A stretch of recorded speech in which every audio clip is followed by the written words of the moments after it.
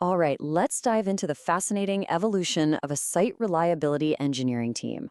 We're going to talk about a journey that so many of us are on, transforming a team from just a reactive fighter fighting unit into a proactive force that actually helps build the future of engineering.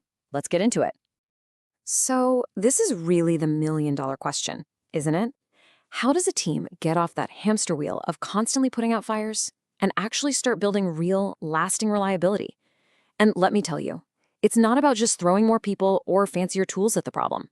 It's a fundamental shift in mindset, in culture. So, how do you actually make that leap?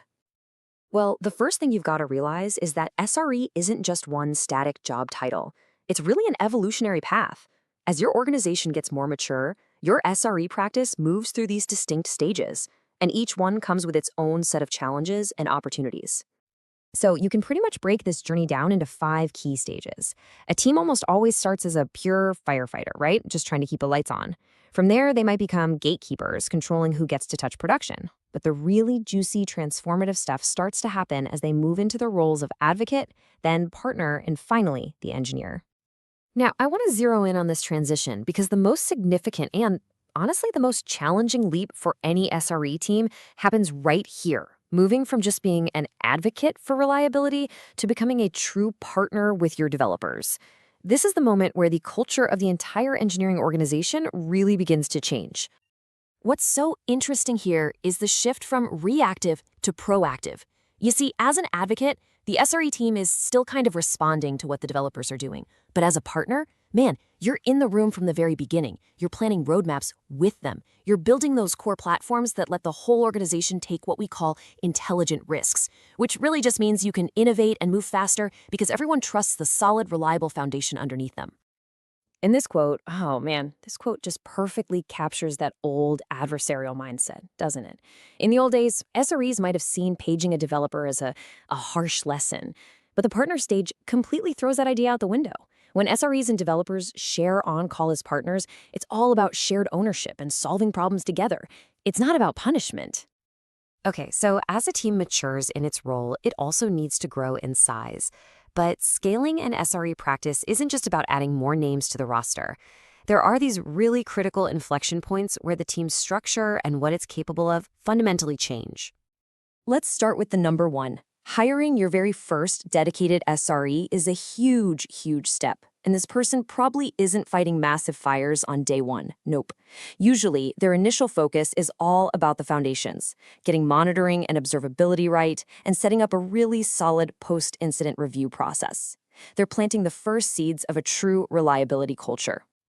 The next magic number is 6. So why 6? Because with 6 people, all in one location, you can finally create a humane on-call rotation.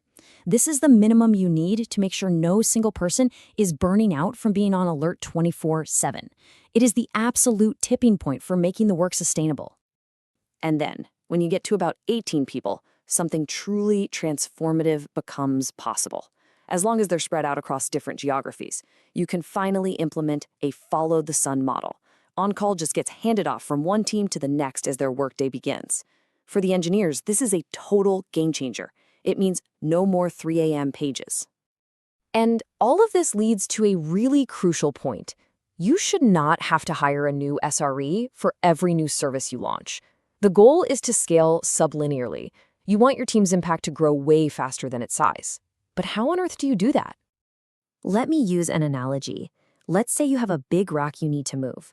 Sure, you could just hire more and more people to push it, but a smart SRE team, they don't just add more muscle. They find a lever, and that lever is automation.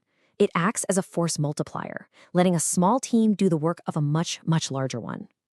So what's even better than a lever? Inventing a whole new kind of technology. This is exactly what happens when SRE teams build platforms. They create these common, reusable systems. It's like inventing steam power that fundamentally change how everybody in the organization works, making the entire company way more powerful and efficient. And let's be super clear about the real motivation here. Yeah, sublinear scaling saves the company money, and that's great. But that's not the primary goal. The real purpose is to free up brilliant engineers from doing repetitive, mind-numbing work. It's about respecting their time so they can go solve the next big, interesting problem. That's good for them, and it's amazing for the business. Okay, so it's really easy to look at these neat models and think it's a simple step-by-step process.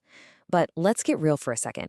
The reality of how organizations grow is always messier and more complex. It's so important to manage our expectations here. I absolutely love this comparison. It's about the famous 5 stages of grief model. You know, the author of that model, Elizabeth Kubler-Ross, spent years telling people, hey, people don't move through these stages in a neat, linear order. Well, guess what? The exact same thing is true for SRE evolution. It is not a checklist you just tick off. So you got to remember these realities. In the very same company, you might have one SRE team that's a mature partner, while another one is still deep in the firefighting trenches. A team might even slide backward from partner to advocate during a big reorg. And hey, getting to that final engineer stage isn't a requirement for every single team. And of course, no matter how advanced you get, you always have to be ready for the next fire. So if the goal isn't just to get everyone to stage 5, then what is the ultimate goal? Well, a truly mature SRE organization becomes something more than just a reliability team. It becomes this force for connection and cohesion across the entire company. This is such a powerful idea. The goal is not to make every single team do things the exact same way. That's just conformity. No, the goal is to be agents of connection, of convergence, bringing different teams and systems together, creating common ground and a real shared understanding. And this is how you build that connection in the real world. Mature SRE teams create what you can think of as reliability strata. These are the foundational layers, the monitoring libraries, the deployment pipelines, the service frameworks that everyone in the company builds on top of. By providing this solid bedrock, they lift up the reliability of the entire organization. So look, whether you're an individual SRE or you're leading a growing team, you are on this journey. The path isn't always a straight line, but the direction is always toward deeper collaboration and bigger impact. So the only real question left is, what kind of SRE are you going to be?